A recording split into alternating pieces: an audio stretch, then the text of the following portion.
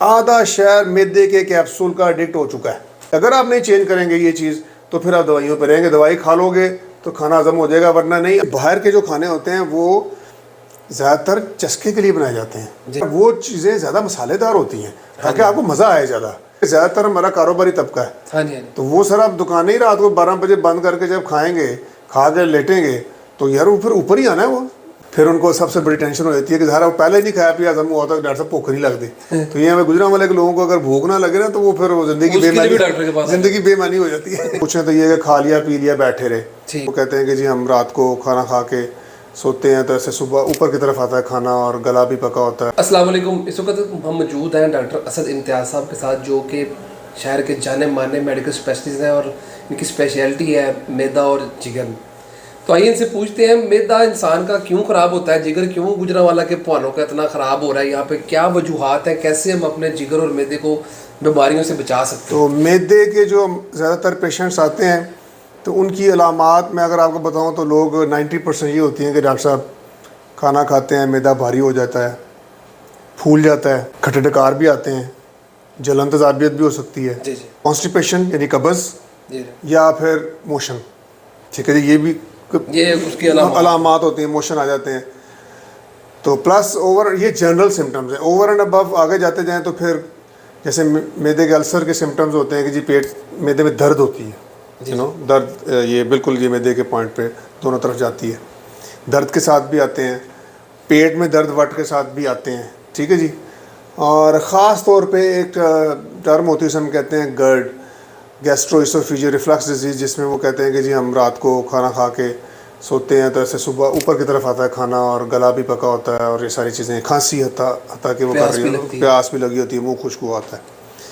देखें ये सारी जो अलामतें हैं इसको मैंने मैदे के एक ग्रुप में यकजा कर दिया है। ज़रा जो प्रोग्राम सुन रहे होंगे वो उसमें कोई ना कोई अलामत तो उनकी अगर होगी तो उनका इंटरेस्ट गुजरांवाला में ओवर ईटिंग करते हैं लोग। ठीक है। दूसरा जो लाइफ स्टाइल है हमारा लोगों का यहाँ पे, वो पूछें तो ये कि खा लिया पी लिया बैठे रहे, ठीक है, लॉन्ग, यानी कि आप 8-10 घंटे बैठे रहे, तो यानी ज़्यादा खाना और एक्टिविटी ना करना और बे टाइम का खाना। यानी आप देखें ज़्यादातर, सॉरी आपको इंटरप्ट किया, कि ज़्यादातर हमारा कारोबारी तबका है, हाँ जी, तो वो सर आप दुकानें ही रात को 12 बजे बंद करके जब खाएंगे, खा के लेटेंगे तो यार वो फिर ऊपर ही आना है वो मैदे को, यानी कि ऑब्वियसली फॉरवर्ड पंपिंग नहीं होनी। ठीक है। तो जिसकी वजह से वो फिर उनका बदहज़मी का शिकार रहते हैं और फिर उनको सबसे बड़ी टेंशन हो जाती है कि ज़रा पहले नहीं खाया पिया हजम हुआ था, डॉक्टर साहब भूख नहीं लगती। तो ये हमें गुजरांवाले के लोगों को अगर भूख ना लगे ना तो वो फिर ज़िंदगी बेमानी हो जाती है। बाहर के जो खाने होते हैं वो ज़्यादातर चस्के के लिए बनाए जाते हैं। जी जी। ठीक है। तो मैं बाहर के खाने लोगों को नहीं कहता ना खाया करें, हम खुद खाते हैं, सीधी सी बात है। ठीक है। ऑफ एंड ऑन खा लें, कोई हर्ज नहीं है। ठीक है। और ज़रा वो चीज़ें ज़्यादा मसालेदार होती हैं ताकि आपको मज़ा आए ज़्यादा। जी जी। ठीक है। चाहे फास्ट फूड है, चाहे वो ये है कढ़ाइयाँ हैं और टिक्के वगैरह, तो उसको कभी कभी खाने में कोई हर्ज नहीं है। लेकिन अगर आप मुझसे पूछें तो हमारे घरों में भी काफ़ी ज़्यादा गोश्त और मसाले यूज़ हो रहे हैं। ठीक है जी। वो भी इस चीज़ की वजह है क्योंकि हम लोग ज़्यादा सब्ज़ियाँ और ये दालें और ये चीज़ें इतना पसंद नहीं करते। ठीक है। तो जिसकी वजह से आप देख लें जितनी स्पाइसी होगी फूड उतना वो प्रॉब्लम करेगी। अरे डॉक्टर साहब, खुदा ना खासा किसी को मैदे के मसाइल हो गए हैं तो ये क्या रिवर्सेबल है कि मतलब कि अब उसने आगे जाना है कि अगर वो अपनी आदत चेंज करे या वो अपनी डाइट चेंज करे तो वो ये रिवर्स हो जाती है सब कुछ, कि उसको फिर परमानेंट दवाइयों पर रहना पड़ेगा? देखें आपने बहुत ज़बरदस्त सवाल की, बात खुद ही कर दी, जवाब भी इसके अंदर ही मौजूद है कि वो अपने आदत चेंज करे। मैं लोगों को अक्सर कहता हूँ कि रियल सिनेरियो इम्पैक्ट डालता है बनस्बत कहानियों के। तो अगर मैं अपनी मिसाल देता हूँ आपको, मतलब मैं वापडा हॉस्पिटल का हेड ऑफ डिपार्टमेंट हूँ, सुबह वहाँ, फिर इधर चौधरी हॉस्पिटल में, और अभी हम यहाँ फातिमा असद वेलफेयर क्लिनिक पे मौजूद हैं। माशाल्लाह ये हमारा वेलफेयर का सेटअप है।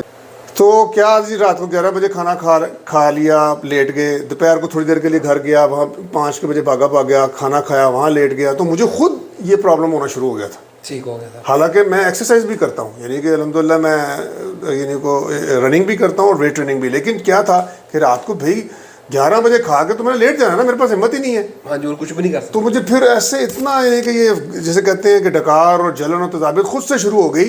तो आप यकीन करें कि मैंने बाकायदा जो है ना वो अपना लाइफस्टाइल बदला कि मेरा जो अब ड्राइवर है वो खाना लेके हॉस्पिटल आता है, ठीक हो ठीक है, और लंच और डिनर में टिफ़िन में लेके आता हूँ भाई।